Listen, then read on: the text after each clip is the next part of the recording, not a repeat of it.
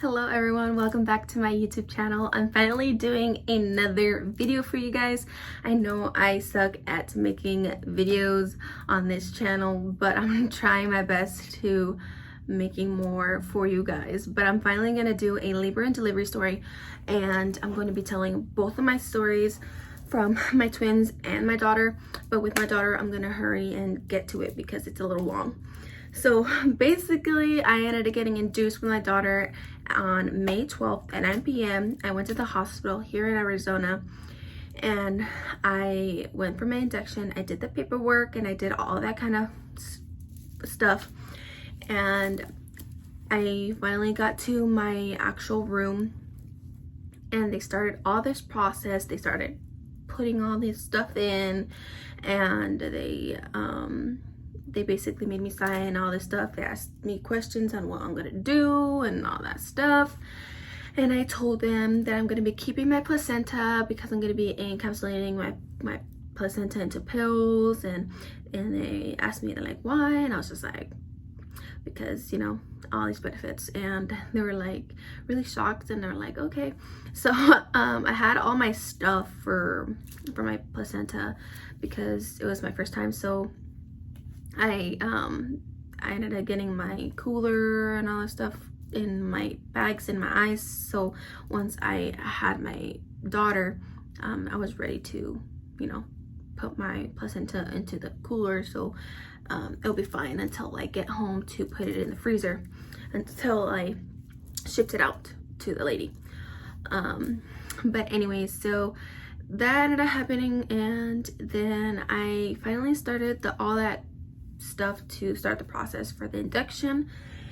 And I was having a little bit of trouble because I don't dilate for some reason. I'm never really good at dilating with any of my pregnancies, and this is only my second pregnancy, so I didn't know that I couldn't dilate. But anyway, so yeah, I was in labor for like 36 hours. I think it was 36 hours, I'm not really sure.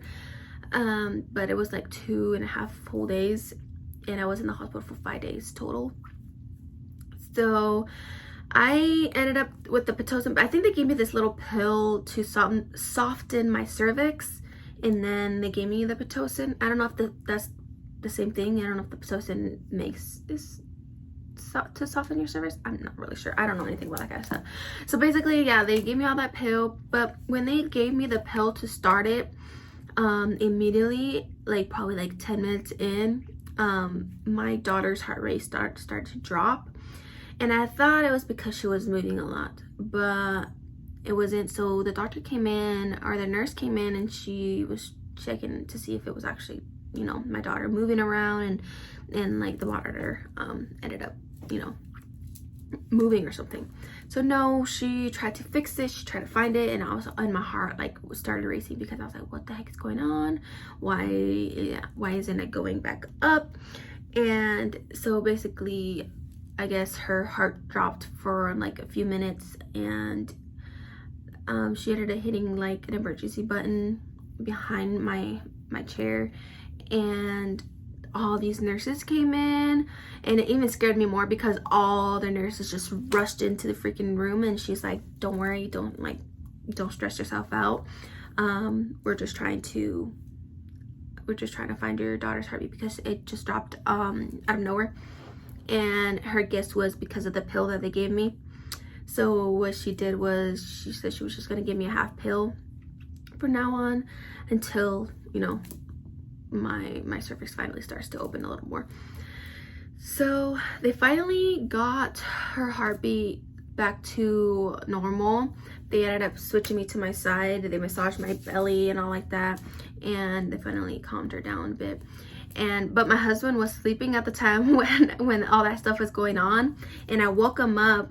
And then that's when he was like, what the heck is going on? Because all these nurses were rushing to the room, and he was all worried and scared him to death. And he's like, what the heck? But but everything was fine, thankfully. But I suck at dilating. Like I said, I suck at it. So I was literally like a whole day, I was just trying to wait it out before I got the epidural, because you know everyone says that if you get the epidural super early, you're just gonna end up, you know, not being able to feel anything at first, and then when it's time to push and stuff like that, you're just gonna feel it all. So I don't know, I just heard stories like that, so I was like trying to wait it out. But yeah, I was just trying to wait it out, but it's already been like a whole day because I went for my injection around 9 p.m. and the next day in the afternoon, that's when I was just like, you know what, I need the epidural. This shit sucks. I was in pain and I was already at 3 centimeters because they told me I can get my epidural around 3 centimeters. And I was like, okay, fine, I'll try to wait it out to 3 centimeters. And it was like a whole day and a half of me waiting. And I was like, oh my God, I need this epidural. I just want it now. So I ended up getting the epidural. My husband went to the lobby to wait while I was getting my epidural, and also after I was done getting it, he came back in and, you know, we started the process. Even getting my epidural didn't even like start the process of me dilating more. I just stayed at 1 the whole time. I think it was like 1 or 2 centimeters the whole time. And the doctors, I think they were getting really impatient to the point that they were helping me like stretch, and even that, like, it hurt really bad. So I was just like, you know what, let it be, whatever. And this one nurse, it was like the AM nurse, and she came to check me for dilation, and she was so rough on checking me for dilation, so it freaking hurt. At that point, as I forgot to mention, when she was checking for dilation, I wasn't on the epidural, so I felt everything and it hurt really bad. And I was just like, okay, this shit hurts. And at first she thought she popped my water, but she ended up, it's because she was rough, so she thought she popped it. And she's like, oh, do you feel anything? And I was like, no, I don't feel anything. I don't think you popped it. But they ended up checking me just in case if it did pop, because you only have a certain amount of time, obviously, after you pop your water, you know. But yeah, and she didn't pop it. And then probably like a few hours later, I think it was like around night, my night shift nurse, she ended up checking me for dilation, and I was still, I think I was like at 3 by then, but I'm not sure. But yeah, probably the next day, probably in the morning around like 6 a.m. or 5 a.m. I think it was, the lady came back to check me for dilation, and she ended up popping my water. I think she popped it on accident, but in my head, I'm just like, I don't think that was an accident. I think that was on purpose, so she could start the process, because she's sick of waiting, because there's already been like 2 days already. So no, I think it's been 24 hours already. I'm not sure, but yeah, I think it's been 24 hours already. And she's like, oh my God, this shit's taking forever, so we're gonna pop it. But that's what I feel like she was saying. But anyway, yeah, they ended up popping my water. Even with them popping my water, I was still not dilating, because usually when they pop your water, or your water breaks, dilation starts, right? But no, that's not the case with me. I didn't dilate. I just ended up stressing myself out. I was in pain because they gave me the epidural, like at first, okay, the epidural was just fine, and then probably like 10-20 minutes into the epidural, I started getting really bad back pain for some reason. I have no idea what it was, but I never felt my contractions. I was more feeling the pain of the epidural being all messed up in my back. I think it was like lopsided or something. I think it was like inserted this way instead of this way. So yeah, they put my epidural wrong, and I was just stressing myself out. I was stressing my daughter out, so her heart rate kept dropping and my heart rate kept going up. And supposedly my daughter's umbilical cord was around her neck, because I ended up having an emergency C-section, because when my doctor came in, he was like, you know what, it's already been like 2 full days. We're just gonna end up giving you an emergency C-section because you're not dilating and your daughter's heart rate keeps dropping, and you're just stressing yourself out and stuff like that. So we're just gonna go ahead and go for the C-section. And I was in my head, I'm just like, I did not expect this. I should have been more prepared.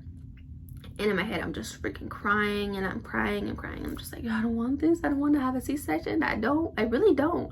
And I didn't want to. And I mean, I guess things happen for a reason, but I mean, either way, I'm kind of glad that it happened at the same time, because my daughter was okay, and it was just best for both of us, I guess. But yeah, supposedly her umbilical cord was around her neck, and that's why she couldn't go down, because it was just wrapped around her. So yeah, I ended up having a C-section with her, and it sucked, but it was just a horrible experience because I was just in so much pain. I couldn't dilate. The nurses were super sweet, except that one lady that sucked at checking me for dilation, because she was so rough. But other than that, it was fine. But yeah, that was my labor delivery story for my daughter. I don't know if I'm missing anything. I don't think I am. I think that was it. But yeah, anyway, so with my twins, obviously, I had them at 37 weeks. They told me that that's the farthest they wanted me to go, was 37 weeks with them, because that's considered full term with them, I mean. So I was like, okay, fine. I don't think I'm gonna be able to go farther than 37 weeks anyway, because I'm a tiny person. I'm 5'1", and I was not about to carry them all the way to 40 weeks. And I don't think it's safe to even carry them for 40 weeks. I know a lot of twin moms and triplet moms go up to that time, but oh, that couldn't be me. That could not be me, because props to them, because I would not be able to do it.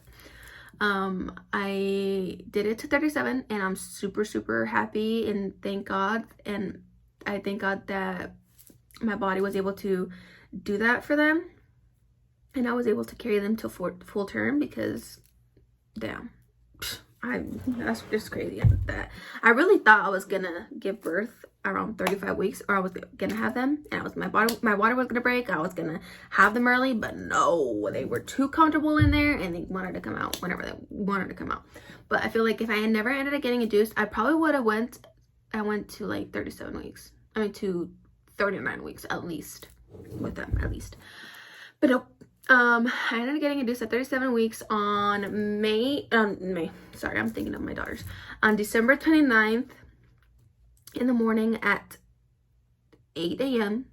But I went at 6 a.m. for the whole paper process, you know, getting me all ready for the induction for the C-section, because I was having another C-section, or I scheduled a C-section.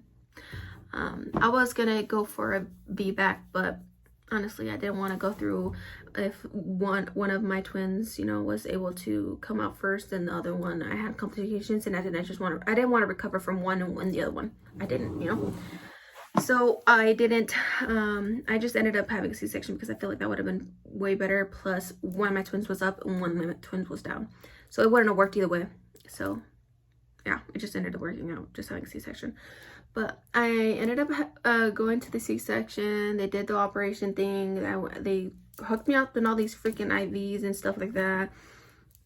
And they didn't give me the epidural. I didn't get an epidural. I got the spinal thing they put on my back. I think it's way better than the epidural, because the epidural, I think, is like a freaking big needle that they put in your back. And I feel like it just way worse. It stings more than the spinal one. The spinal one, it just feels like a little shot, like a little beep, and then that's it. I didn't feel it. So that one was way better, and that one like numbs you from up here to down, instead of from your waist down, I guess you could say. I don't know if the epidural and the spinal thing are the same, but it felt like it was different to me. But yeah, so I ended up having my babies really fast, because my husband was waiting out in the lobby, or not in the lobby, I went outside the OR, and they were piping me and all that stuff, and they were already started on me really fast, because at first they were checking me to make sure I couldn't feel anything, and I literally felt like throwing up. I think I threw up a couple times, because the stuff that they give me, it makes me super nauseous. And they ended up giving me the max so I can calm down, and they ended up giving me like this medicine thing that goes through my IV, so for the nausea, so my nausea can calm down, because I know they're like, oh, you're about to feel nauseous, so let me know if you need to throw up, so I can give you a bag. But they ended up giving me a bag anyway, so they ended up strapping me down just in case, you know. But I didn't want to be strapped down. They just said so I won't, like, you know, grab the wires or something. I have no idea why they strapped me down, but yeah, they started to cut me. I already felt them started to cut me. Like, obviously I didn't feel them cutting me, but I felt them touching me. Like, that's all I felt. And my husband was still out there, and I was just like, are you gonna go get my husband? Because I felt they're already working on me. So by the time my husband came inside the OR to sit down next to me, one of my boys was already out, and they were working on the other one to get out. And then my husband pulled out the phone really quick to start recording. And yeah, I'll insert the clip so you guys can see. There, that one up. Number 1 is up. I hear him. Oh my god, that's so beautiful. 955 and 956. What is it? 955 and 956. That's so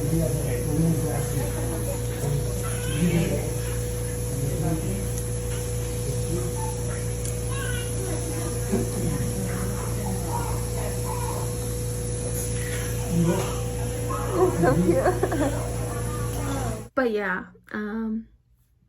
every time I watch that video, it makes me so emotional because I wish I was able to record my reaction with my daughter, but honestly, it was a really quick process. I didn't expect to have an emergency C-section with my daughter, so I never got to plan anything, you know. So, but yeah, I'm just glad that my babies are here and healthy, and that's all that matters to me, honestly. But yeah, unfortunately this was my last pregnancy, and 3 kids is enough for us. And if I didn't end up having twins, I obviously would have been planning another pregnancy next year.